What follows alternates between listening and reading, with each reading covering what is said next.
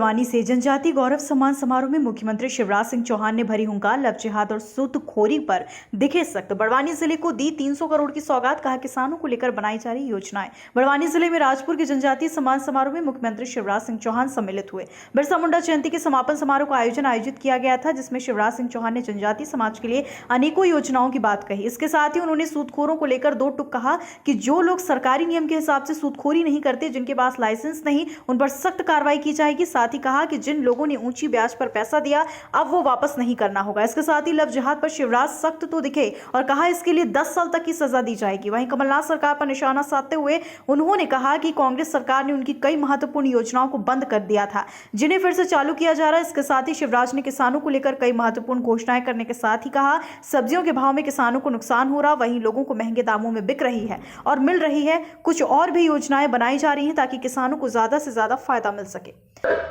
साफ सुन ले, ऐसे सूदखोर, मैं सूदखोर कह रहा हूं, जो नियम विरुद्ध काम करते हैं, मैं उनकी बात करता हूं। जो विधिवत काम करते हैं, महाजनी का, मैं उनकी बात नहीं कर रहा।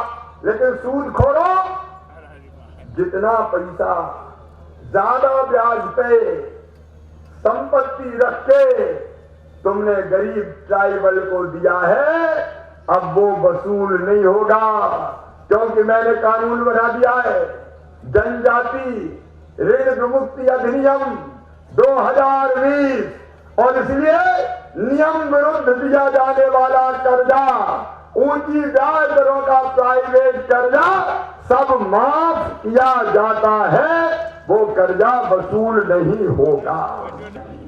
मैं आपसे पूछना चाहता हूं, बताओ ये न्याय मिलना चाहिए कि नहीं मिलना चाहिए? अरे जोर से बताओ, मिलना चाहिए कि नहीं? न्याय देने के लिए भारतीय जनता पार्टी की सरकार है, अन्याय होने नहीं देंगे। न्याय के रास्ते पर यह भारतीय जनता पार्टी की सरकार चल रही है। मेरे ट्राइबल बेटा बेटियों को मैं ये भी कहना चाहता हूं, सब गरीब। आज मैं बड़वानी आया हूं। हमारा जनजातीय समाज हमारी मुख्य धारा का प्रमुख अंग है।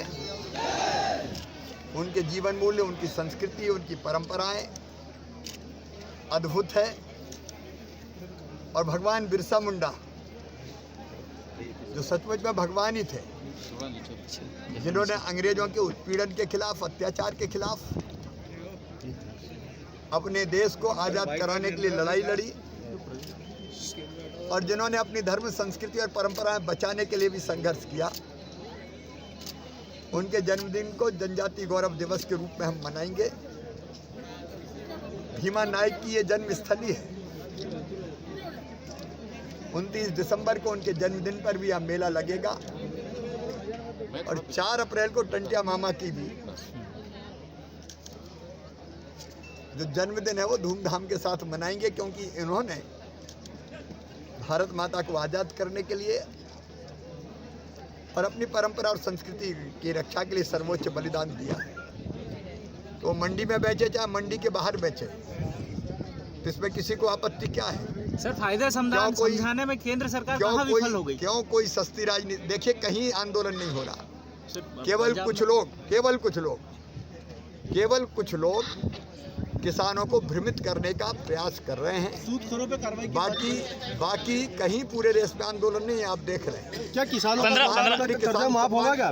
प्रधानमंत्री किसान सम्मान निधि से लेके अनेकों कदम सरकार ने उठाए हैं, और मुझे विश्वास है कि चाहे वो सब्जी के दाम का सवाल हो, मिनिमम सपोर्ट प्राइस हम देंगे ही देंगे। इस पर भी हम गंभीरता से विचार। खबर भारतवर्ष के लिए बड़वानी से आदित्य शर्मा की रिपोर्ट। अपने शहर, अपने प्रदेश की ताज़ा खबरों के लिए लाइक करें, शेयर करें, सब्सक्राइब करें और हाँ, बेल आइकन दबाना ना भूलें, क्योंकि खबर हमारी, फैसला जनतंत्र का।